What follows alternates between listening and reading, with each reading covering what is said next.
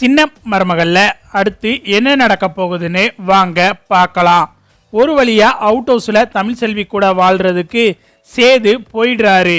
அப்படி அவுட் ஹவுஸுக்குள்ள வரவும் தமிழ்செல்வியை பார்த்து உன் பக்கம் தீர்ப்பு வந்துருச்சுன்னு ரொம்ப ஆட்டம் போடாத, எவ்வளவு தூரம் உன்னால ஆட்டம் போட முடியுமோ அந்த அளவுக்கு ஆட்டம் போட்டுக்க, உனக்கு கூடிய சீக்கிரமே முடிவு கட்டுறேன் அப்படின்னு சொல்லிட்டு சேது கோபமா பேசவும் அதுக்கு தமிழ்செல்வி வந்துட்டு என் மேல கோவப்படாதீங்க, இது எல்லாமே உங்களால வந்தது.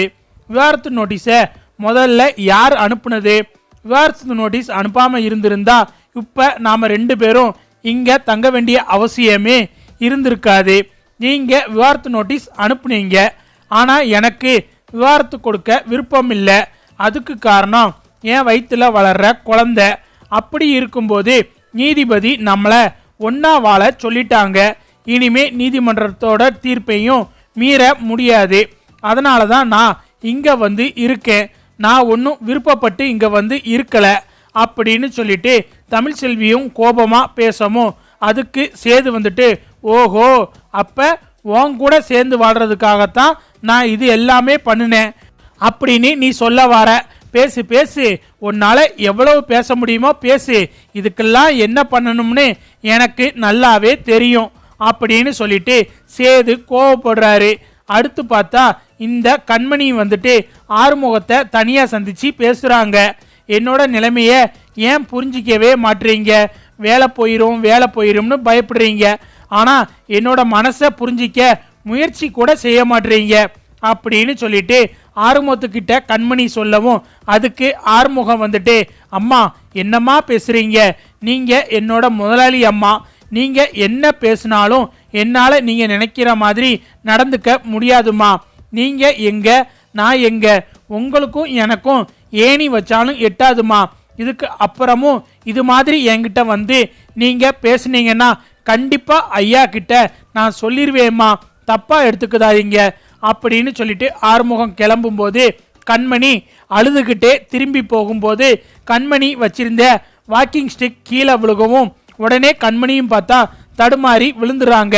அதோட கீழே விழுந்த வாக்கிங் ஸ்டிக்கும் உடஞ்சி போயிருது.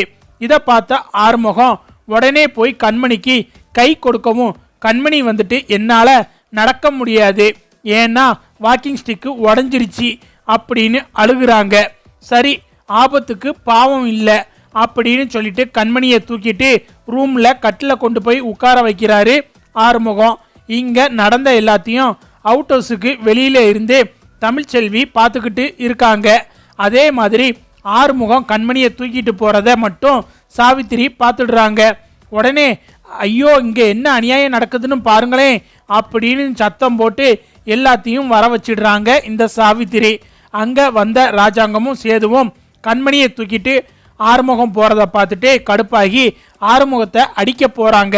உடனே இது எல்லாத்தையும் பார்த்துட்டு இருந்த தமிழ்செல்வி வேகமா அங்க வந்து ராஜாங்கத்தையும் சேதுவையும் தடுத்து இங்க என்ன நடந்துச்சுன்னு தெரியாம, எதுவுமே தெரியாம இவங்க சொன்னாங்கன்னு நீங்க பாட்டுக்க ஆறுமுகத்தை அடிக்க போறீங்க அப்படின்னு சொல்லிட்டு சாவித்திரியை கை காட்டி கோபமா தமிழ்செல்வி பேசவும் சேது வந்துட்டு ஏய் இங்க பாரு, ஒழுங்கு மரியாதையா விலகி பேரு, இது எங்க குடும்ப பிரச்சனை, இதுல நீ தலையிடாத அப்படின்னு சொல்லிட்டு சேது சொல்லவும் கொஞ்சம் எல்லாரும் அங்க பாருங்க அப்படின்னு சொல்லிட்டு தமிழ்செல்வி சொல்றாங்க. அங்க பார்த்தா கண்மணியோட வாக்கிங் ஸ்டிக் கீழே விழுந்ததால உடஞ்சி கிடக்கு. அதை ராஜாங்கமும் சேதுவும் பார்த்ததுக்கு அப்புறம்தான் அவங்களோட கோபம் குறையுது. கண்மணி தவறி விழுந்துட்டாங்க, அவங்க வாக்கிங் ஸ்டிக்கு உடஞ்சி போச்சு.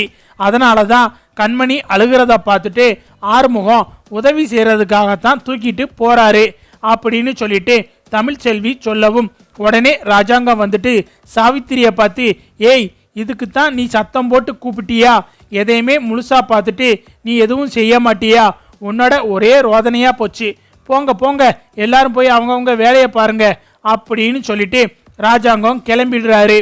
இங்க சாவித்திரி வந்துட்டு அண்ணே, இவன் முன்னாடி நம்மளை திட்டாரே அப்படின்னு சொல்லிட்டு புலம்பிக்கிட்டு இருக்காங்க.